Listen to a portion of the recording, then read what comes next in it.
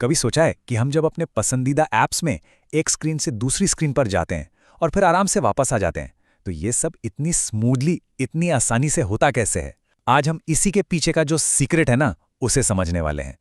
अरे ये एक्सपीरियंस तो हम सभी का है ना। मान लीजिए इंस्टाग्राम चला रहे हैं, किसी की प्रोफाइल पर टैप किया, फिर उनकी एक फ़ोटो खोली, फिर उसके कमेंट्स देखने लगे और फिर बैक बैक बैक। हर बार बैक बटन हमें बिल्कुल सही जगह एक एक कदम पीछे ले जाता है। ये कोई जादू नहीं है, इसके पीछे एक बहुत ही क्लेवर सिस्टम काम करता है। और इसका जो राज है ना, वो एक बहुत ही सिंपल लेकिन उतना ही पावरफुल आइडिया में छिपा है। और वो आइडिया है स्टैक। जी हाँ, स्क्रीन्स का एक डिजिटल स्टैक। चलिए आज पता लगाते हैं कि ये स्टैक आखिर काम कैसे करता है। ठीक है, तो अब थोड़ा टेक्निकल होते हैं। iOS की दुनिया में इस पूरे स्टैक को जो संभालता है, उस हीरो का नाम है यू नेविगेशन कंट्रोलर। असल में यही वो कंट्रोलर है जो हमारे नेविगेशन के पूरे एक्सपीरियंस को कंट्रोल करता है। तो ये कंट्रोलर सिर्फ एक स्क्रीन से दूसरी पर नहीं ले जाता। अरे नहीं, ये बहुत कुछ करता है। ये ऊपर दिखने वाली नेविगेशन बार को दिखाता है, बैक बटन को संभालता है, हर स्क्रीन का टाइटल बदलता है, और सबसे ज़रूरी वो जो स्मूथ सा स्लाइड वाला एनिमेशन होता है ना, जो आपको इतना पॉलिश्ड फील देता है, वो भी यही बनाता है। बेसिकली ये एक पूरा नेविगेशन पैकेज है। अब इतनी सारी चीज़ों के पीछे एक बहुत ही सरल, एक बुनियादी सा नियम काम करता है। सिर्फ एक नियम जो ये तय करता है कि कौन सी स्क्रीन कब दिखेगी और कब हटेगी। और वो नियम है लाइफो, यानी लास्ट इन फर्स्ट आउट। नाम से ही साफ है ना, जो चीज़ आखिर में अंदर आई वो सबसे पहले बाहर जाएगी। बस ये एक छोटा सा कॉन्सेप्ट, यही पूरे नेविगेशन सिस्टम की नींव है। अच्छा, इसको ऐसे समझते हैं। सोचिए हमारे पास किताबों का एक ढेर है। जब भी हम ऐप में आगे बढ़ते हैं और एक नई स्क्रीन खोलते हैं, तो ये ऐसा है जैसे हमने उस ढेर के ऊपर और एक किताब रख दी। और फिर जब हम बैक बटन दबाते हैं तो क्या होता है?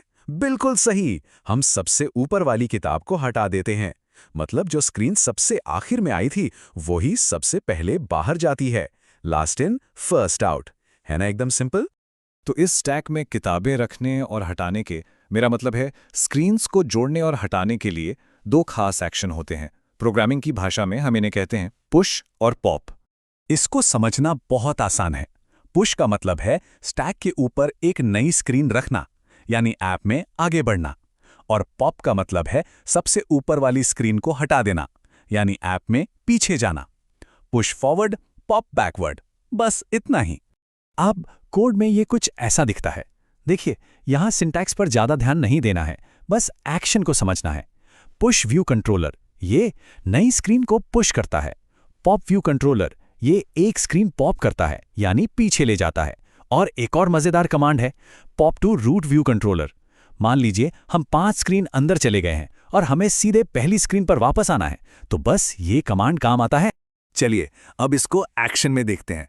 एक यूजर के सफर को फॉलो करते हैं और देखते हैं कि पर्दे के पीछे ये स्टैक असल में कैसे बनता है और कैसे घटता है। बड़ा मजा आएगा। ठीक है, तो शुरू करते हैं। स्टेप 1, हम ऐप खोलते हैं और पहली स्क्रीन पर हैं, जिसे कहते हैं रूट वीसी। स्टैक में अभी सिर्फ यही एक स्क्रीन है। स्टेप 2, अब हम आगे बढ़ते हैं और एक सेकंड वीसी को पुश करते हैं। अब स्टैक में 2 स्क्रीन्स हो गईं।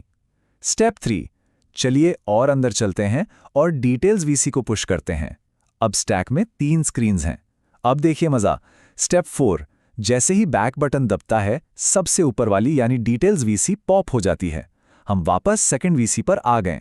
और आखिर में स्टेप 5, अगर हमें सीधे घर यानी पहली स्क्रीन पर जाना है, तो पॉप टू रूट कमांड एक झटके में बीच की सारी स्क्रीन्स को हटा देता है और हम वापस रूट वीसी पर आ जाते हैं।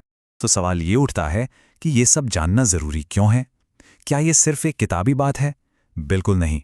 इस कॉन्सेप्ट को समझना असल में बहुत बहुत ज्यादा जरूरी है। तो ये क्यों मायने रखता है? सबसे पहली और सबसे बड़ी बात, इससे यूजर का एक्सपीरियंस प्रिडिक्टेबल बनता है। उन्हें पता होता है कि बैक बटन दबाने से क्या होगा, वो कभी ऐप में खोया हुआ महसूस नहीं करते।